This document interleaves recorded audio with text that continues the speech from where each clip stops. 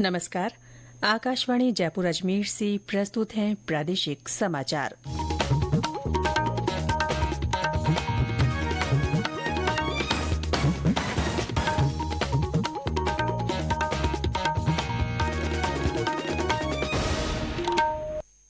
मुख्य समाचार।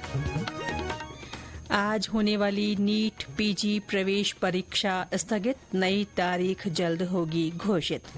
मुख्यमंत्री भजनलाल शर्मा ने जयपुर में हाईटेक सिटी की कार्य योजना बनाने के अधिकारियों को दिए निर्देश। 3 एलिवेटेड रोड का प्लान भी तैयार करने को कहा। 18वीं लोकसभा का पहला सत्र कल से 26 जून को होगा लोकसभा अध्यक्ष का चुनाव।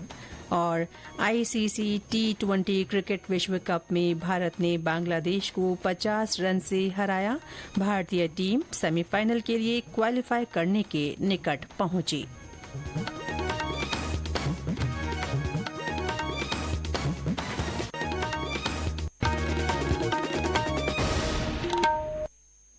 समाचारों के साथ मैं रितिका गुप्ता। और अब समाचार विस्तार से।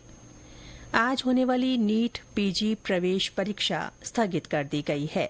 परीक्षा की नई तारीख जल्द ही घोषित की जाएगी। स्वास्थ्य मंत्रालय ने बताया कि ये निर्णय कुछ प्रतियोगी परीक्षाओं में कथित अनियमितताओं के हाल के आरोपों के बाद लिया गया है।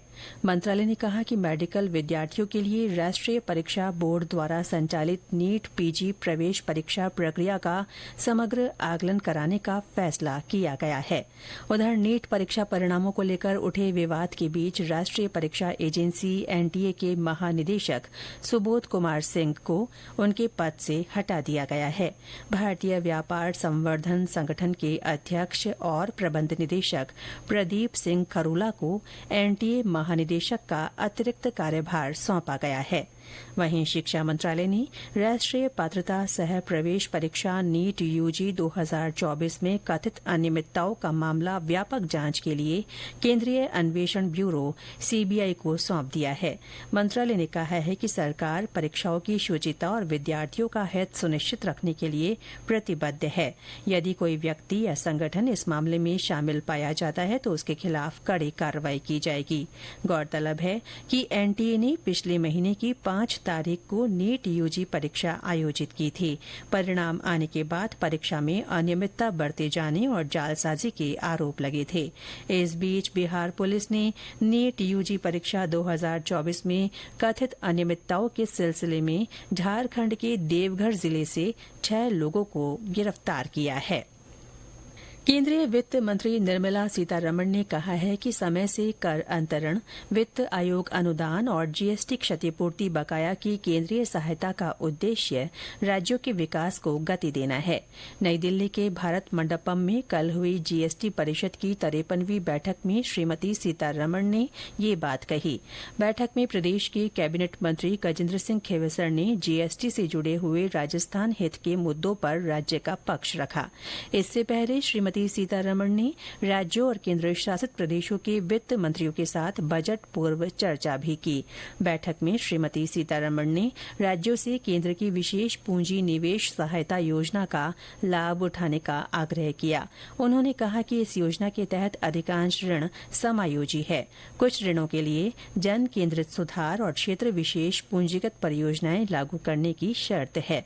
बैठक में केंद्रीय वित्त राज्य मंत्री पंकज चौधरी और राजस्थान सहित अन्य राज्यों के उप मुख्यमंत्री तथा वित्त मंत्री मौजूद रहे।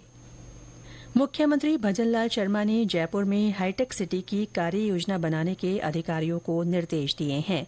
कल जयपुर विकास प्राधिकरण की पूर्ण और प्रगतिरत विकास परियोजनाओं की समीक्षा बैठक में मुख्यमंत्री ने 3 नए एलिवेटेड रोड का प्लान तैयार करने के भी निर्देश दिए। इनमें एयरपोर्ट से Tonk road, Agra road ring road connectivity और रेलवे स्टेशन से सीकर रोड तक कनेक्टिविटी के लिए एलिवेटेड रोड शामिल है। मुख्यमंत्री ने सवाई मानसिंह अस्पताल में बन रहे आईपीडी टावर की पार्किंग निर्माण के लिए कार्य योजना बनाने को भी कहा। बैठक में नगरीय विकास मंत्री झाबर सिंह खर्रा और मुख्य सचिव सुधांश पंत सहित अन्य अधिकारी मौजूद रहे।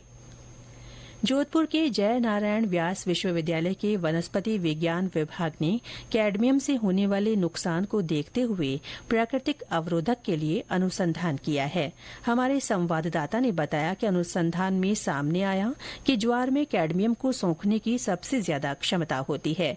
इसके लिए इंडस्ट्री और नदी नालों के आसपास ज्वार लगाकर कैडमियम को हटाया जा सकता है। सभी तरह के इलेक्ट्रॉनिक बैटरियां निकिल और कैडमियम आधारित होती है। ये दोनों ही ऊर्जा को स्टोर करके रखते हैं। निकिल की तुलना में कैडमियम बहुत विषैला होता है। विश्वविद्यालय ने अपने अनुसंधान के लिए गेहूं, सोयाबीन, ज्वार और सरसों के पौधों को चुना। कैडमियम का सर्वाधिक अवशोषण ज्वार के पौधे ने किया। ज्वार की जड़ें मिट्टी में कैडमियम को पत्तियों तक पहुंचा देती है। बीज सुरक्षित रहता है। इन पत्तियों को जलाकर वापस कैडमियम को प्राप्त किया जा सकता है। कैडमियम की विषाक्तता से ज्वार भी मर सकता है, लेकिन खुद ज्वार के 3 एंजाइम सुरक्षित रहते हैं। शोध में इन 3 एंजाइम की पुष्टि हुई है। कैडमियम ज्वार से अति सक्रिय ऑक्सीजन यानी रिएक्टिव ऑक्सीजन स्पीशीज पैदा करते हैं। तीनों एंजाइम इस ऑक्सीजन को अप्रभावित कर देते हैं। रामेश्वर बेड़ा, आकाशवाणी समाचार, जोधपुर।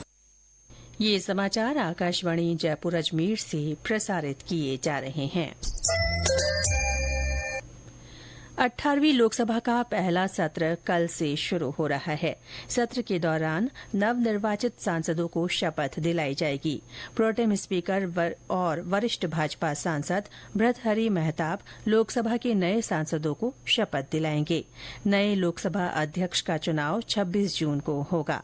27 जून को लोकसभा और राज्यसभा के संयुक्त सत्र में राष्ट्रपति द्रौपदी मुर्मू का अभिभाषण होगा। संसद सत्र अगले महीने की 3 तारीख तक चलेगा। भरतपुर के केवलादेव राष्ट्रीय उद्यान घना में अब सैलानियों को 10% अतिरिक्त राशि का भुगतान करना होगा। ये व्यवस्था घना प्रशासन की ओर से लागू की गई है।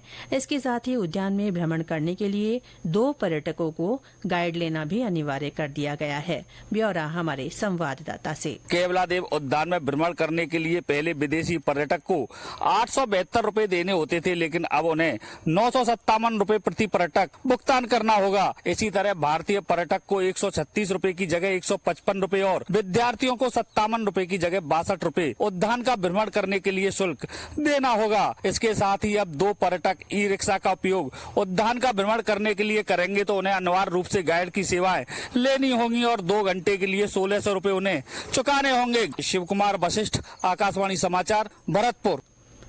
ऊर्जा मंत्री हीरालाल नागर ने छत्तीसगढ़ के मुख्यमंत्री विष्णुदेव साय से मुलाकात कर राजस्थान को आवंटित कोल ब्लॉक्स पारसा ईस्ट और कांता बासन पीईकेबी परसा तथा केंते एक्सटेंशन से कोयला खनन में आ रही बाधाओं को दूर करने में आवश्यक सहयोग देने का आग्रह किया है। श्री नागर ने अपनी 2 दिवसीय छत्तीसगढ़ प्रवास के पहले दिन कल मुख्यमंत्री निवास पर श्री साय से मुलाकात की। उन्होंने बताया कि छत्तीसगढ़ सरकार के सहयोग से पीईकेबी ब्लॉक से करीब 34 हेक्टेयर भूमि से कोयले का खनन शुरू हो पाया है। इस ब्लॉक से रोजाना 9 रैक प्राप्त हो रही है। इससे राजस्थान की कोयले की समस्या दूर हुई है। आईसीसी T20 क्रिकेट विश्व कप में कल भारत ने बांग्लादेश को 50 रन से हरा दिया। पहले बल्लेबाजी करते हुए भारतीय टीम ने 20 ओवर में 5 विकेट के नुकसान पर 196 रन बनाए। बांग्लादेश की टीम 8 विकेट पर 146 रन पर ही सिमट गई। हार्दिक पांड्या को प्लेयर ऑफ द मैच घोषित किया गया। इस जीत के साथ ही भारत सेमीफाइनल के लिए क्वालिफाई करने के निकट पहुंच गया है और बांग्लादेश इस दौड़ से बाहर हो गया है।